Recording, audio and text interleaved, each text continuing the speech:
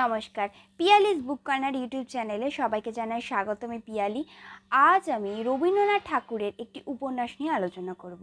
রবীন্দ্রনাথ ঠাকুরের সম্পর্কে আমি নতুন করে বলছি না, আমি স্ক্রিনে দিয়ে দিচ্ছি। ওনার অসংখ্য উপন্যাস, ছোট গল্প নিয়ে আমি আলোচনা করেছি। আজও আমি ঠিক সেরকমই একটা উপন্যাস নিয়ে আলোচনা করব।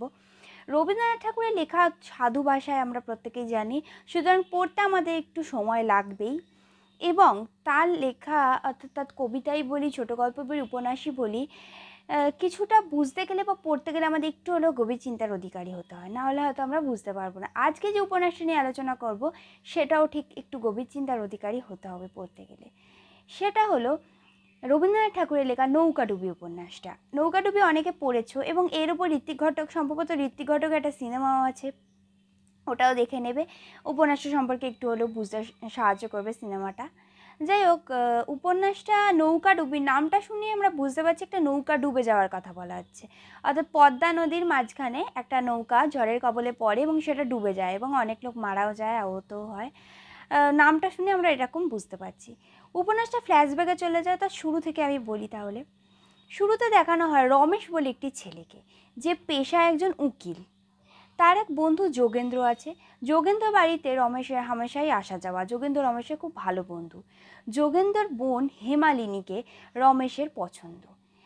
হেমালিনীও যথারীতি রমেশকে পছন্দ করে, কিন্তু হেমালিনীও কখনো রমেশকে বলে উঠতে পারেনি সে কথা, এবং রমেশও হেমালিনীকে সেই ভালোবাসার কথা কখনো বলে উঠতে পারেনি। এভাবে হঠাৎ করে দেখানো হয় একদিন রমেশের বাবা রমেশের উন্নত বিবাহ স্থির করে গ্রামে। রমেশ হেমালিনীর কথা তখনও তার বাবাকে বলে উঠতে পারেনি, এবং যথারীতি বাবার কথা শুনেই রমেশকে বিয়ে করে নিতে হয়। এবং সেই বিয়ে করে রমেশ যখন তার স্ত্রীকে নিয়ে নৌকা করে পদ্মা নদী পার করে ফিরছিল, সেই মাঝ নদীতেই নৌকাটা উল্টে যায়, ঝড়ের কবলে পড়ে এবং নৌকা ডুবে যায়। সেই নৌকায় ছিল আর একটা বিয়ে করে আসা বরযাত্রী, আরেকটি বউ এবং বর। রমেশ তার সদ্য বিবাহিত বউ জলে পড়ে যায় এবং বুঝতে পারেনি, এবং রমেশ অন্যত্র যেই বউটি ছিল তাকে তার স্ত্রী মনে করে তার বাড়িতে নিয়ে চলে আসে।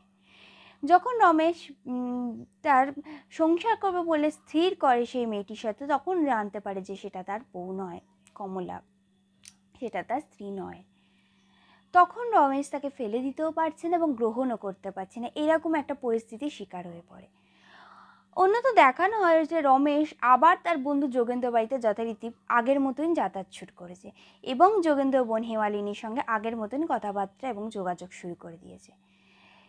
যখন দেখা যায় যে যোগেন্দ্র জানতে পারে যে রমেশের বিয়ে হয়ে গেছে, এবং তার পরিবারের লোকও জানতে পারে যে রমেশের বিয়ে হয়ে গেছে, তখন তার সঙ্গে তারা যোগাযোগ করতে চায় না, এবং রমেশ তার স্ত্রী কমলাকে নিয়ে উন্নত যেতে বাধ্য হয়।